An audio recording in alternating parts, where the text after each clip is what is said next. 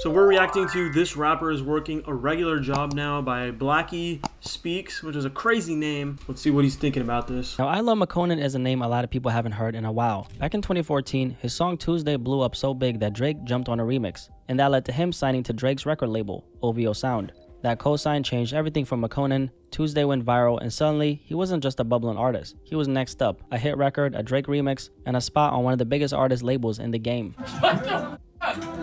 This is Drake. Dude, imagine you're in that situation, bro. Like one of the biggest, or like the biggest rapper in the entire world is on your song and he signs you, bro. Like, holy shit, you'd be happy as hell. And like people be hating on Drake, bro, but like he literally helped like so many people make it. Like he worked with like people that like just started trending, really like helped them blow up and like make a name for themselves. And like now he just gets like a bunch of hate. The hate is warranted, but we also have to like take into consideration, you know, the good that he's done for other people. What? This is real right now. From the outside, it looked like the perfect come up, but fast forward to now and things look very different for him. These days, Makonnen is actually working a regular job in a kitchen, something he posted about recently. Now, the last time we spoke about Makonnen was back in 2023 after my little face reveal. Makonnen had gone on Instagram and called out Post Malone, Metro Boomin, and Sway Lee. He basically said that these were people who turned their backs on him when there wasn't anything for them to gain, but suddenly wanted to be buddy-buddy again after he linked up with rapper NBA Youngboy. And what stood out to me the most about that whole moment was that, Makonnen wasn't coming off as bitter. He was just being real. He was saying, look, this is how the industry works. When you're hot, everyone's around you. When you're not, people disappear. And if you get some buzz again, suddenly they will remember to hit you back. Now, the other day, however, If that happens to you, like not just in like the music industry, but in your real life, like if your friends only hit you up when you're doing good, those aren't really your friends, bro. If you want to keep them around, like just when like times are good, just for like fun, like you can, but you should always know who your real like close friends are, who you can rely on to get through the hard times. I Love Makonnen posted a video on his Instagram revealing that he now works at a restaurant as a chef. I'm literally at work type shit. Look at all these people out here. You know what I'm saying? If you need me to come guest chef at your motherfucking spot, holla at me. Let me know what city I'm coming through, cooking up. So if y'all need This guy's zesty. You know, that's actually so valid. me to pull up, let me know where. This clip ended up going viral, and naturally, people had a lot to say about it. Some of the responses were the usual, damn, he didn't save his rap money. That's crazy considering how big Tuesday was. But I think the situation is deeper than just he fell off or, he's broke. There's a bigger story here about what happens when the industry moves on from you and how... Do they really make that much money though, like from just one song? Apparently like most of the money that musicians make is like from tour. They're only touring and they have like one song. How many people are actually gonna come for that, and how much money are they really gonna make from that, really? Artists end up redefining success on their own terms. So first of all, that particular record was released under Drake's record label OVO Sound, which he's not on anymore, and that also means he most likely does not own the rights to the song because Drake was on it. That's an educated guess based on what I've seen, so that would mean that the majority of the revenue from the record most likely went to Drake's record label. I could be wrong, but again, that's an educated guess. Now, a little bit about his situation with Drake, by the way. I Love Makonnen spoke about how OVO Sound was apparently holding his music back. He had a bunch of music ready to go that was supposed to drop in the summer of 2015. That didn't see the light of day until November of 2015, that same year, when Makonnen self-released the music. But by then, the moment had already passed and the momentum was gone. Before things went south, there were already signs of tension. Old tweets resurfaced where Makonnen had joked about Drake in 2011, calling one of his songs lame. Now, Makonnen back then said it wasn't personal, just a playful little shade, but after that, things started to shift in the dynamic between him and Drake. And the strange part is that while he was signed, he barely even spoke to Drake. In interviews, Makonnen said that he'd seen him here and there, or maybe not at all. He was asked, do you still talk to Drake? And he responded by saying, here and there.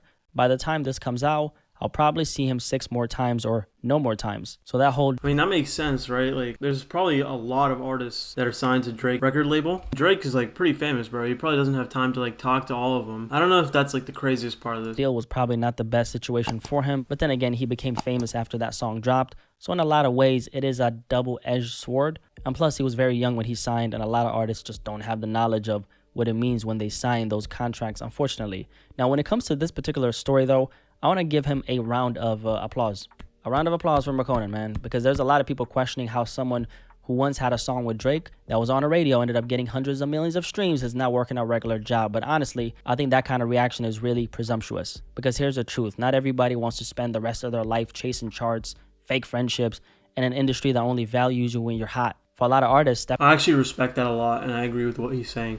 If you don't want to deal with the bullshit of the music industry, like, there's nothing wrong with getting a job, bro. There's nothing wrong with even having that job in the first place. He did, like, chase his dreams. Like, bro, he achieved a level of success in music that most people will never. He decided that he was I hope that he decided that he was, like, done with that, and now he's, like, working a regular job, and he's a chef now, which is cool. Like, it takes a lot of work to be a chef as well. Like, I respect that a lot. Like, he's doing what he wants, and not letting, like, society define him into, like, what he should be doing just because of something that happened in the past, right? in a way, and finding stability in something else isn't a downgrade, it's a peace of mind. Also, people don't even know if he's employed full-time or what his situation really is. But from the looks of it, it looks like he's basically a chef at a restaurant. And I think this actually sets a great example for the youth. If you need to provide for yourself in this world, okay, you're going to have to go out and get it, regardless of what people might say about your situation. Now, for most of us, we're not going to have to worry about people's spot. Don't listen to what other people are saying. Just do what you need to do to get to where you want to go. If he wants to be a chef, then let him be a chef. If he wants to do his chef stuff while also working on music on the side so he can, like, one day come back and, like, regain popularity again, let him do that. Like, don't, and if you're going to do that, like, do it. Like, don't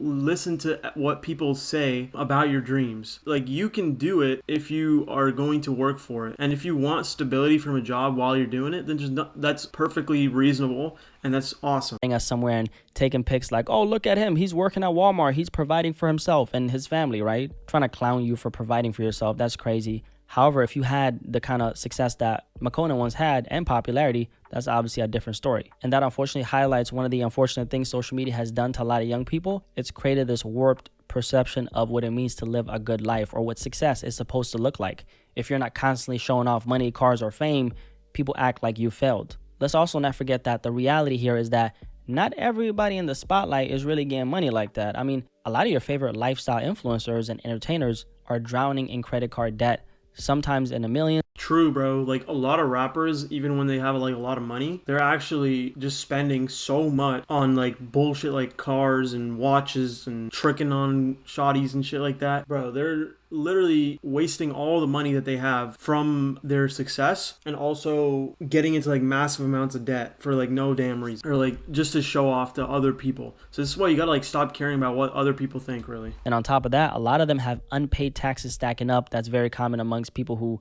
you know, become self-employed, specifically through social media. And those taxes can easily run in the millions as well. So when you see people online acting like everyone in the industry is balling, I mean, just know that the truth is most of them are living way beyond their means. And I'm specifically talking about the people who've made it their identity to show off, not someone celebrating their accomplishments. Honestly, in this economy, it is a blessing just to have employment, period. If you're able to make a bag and provide for yourself without asking anybody for anything, you're already doing way better than you think. Trust me.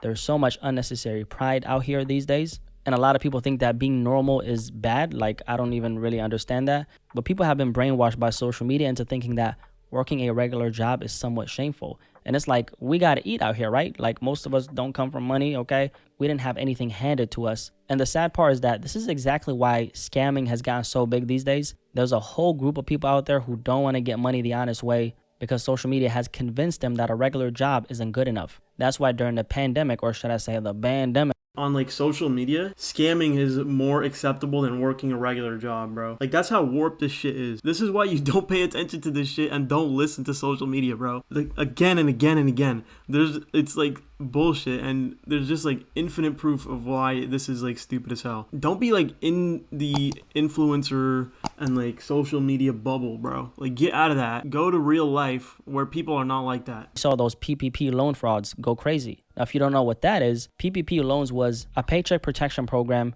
It was set up in March 2020 during COVID to help small businesses cover payroll and expenses when everything was shut down. In just over a year, the program handed out more than $780 billion to nearly 11 million people. The loans didn't even need to be repaid if you follow the rules, but here's where the fraud comes in. A lot of people lied on their applications, stacked loans from different banks, or spent money on things like cars and jewelry and, you know what I'm saying, like looking good instead of actually spending it on their business. And that's why you saw so many cases of PPP loan fraud blowing up during the pandemic, or should I say the bandemic. Even a lot of popular influencers and entertainers ended up getting caught up in it. That really became a very normal thing back then. It's crazy how a lot of people would rather resort to scams or even worse, robbing people in real life instead of just clocking in.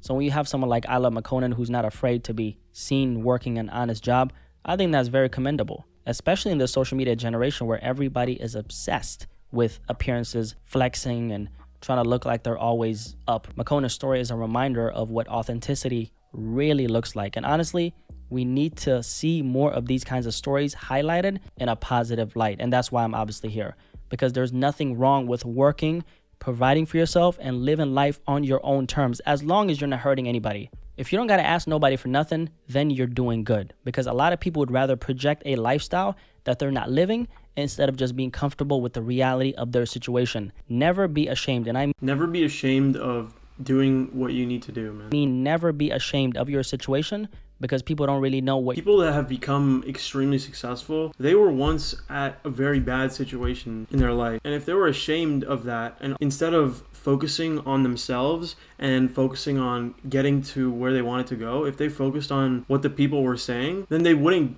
have become as successful as they are. If you're always like caring about what other people are saying about you and your situation, you're gonna get destroyed. Like there's this person named Alex Ramosi. I don't know if you guys ever seen that. He's a YouTuber, but pretty much like he quit his corporate consultant job to go like start a gym, and people literally asked him like, "Did you go to college?" And he literally went to college and he graduated in 3 years, like cum laude or something like that. He went from all that high status back to low. But then once he learned the gym game, he was able to literally make millions of dollars a month from his business. So it's like if he focused on what people had said about, oh, did you go to college? Were you educated? He would have like went back to his consulting shit, and he would have only ever made like 100, 200K max a year. But now he makes $1 million a month. Like he used to make that much. Now he makes like way more than that. This is like, that's just living proof of why you don't listen to what the people are saying. You never should be ashamed of the situation that you're in. gone through to be where you're at. Only you know that. So take pride in the fact that you're doing what's best for yourself, for your family, and for the people around you. At the end of the day, that's what really matters. Keep running up a bag and keep moving forward. Once again, I want to salute Makonnen for being real, because we need more of that, okay? We definitely need that. Anyway, what do you guys think about this Makonnen story? I'm sure everybody remembers the song Tuesday. I never heard of that song actually before. Yeah, I like this video, man. I like this guy's like soft voice. It's a nice change of pace from the YouTube of today, you know, with all the loud shit, quick movements, quick actions and shit like that. So yeah, that's the end of the video. Let me know what you thought about this rapper. Let me know if you have your own story of people shaming you for your situation and you're just like not giving a shit. Like and subscribe to Blackie Speaks. Subscribe to me, and then I'll see you next time.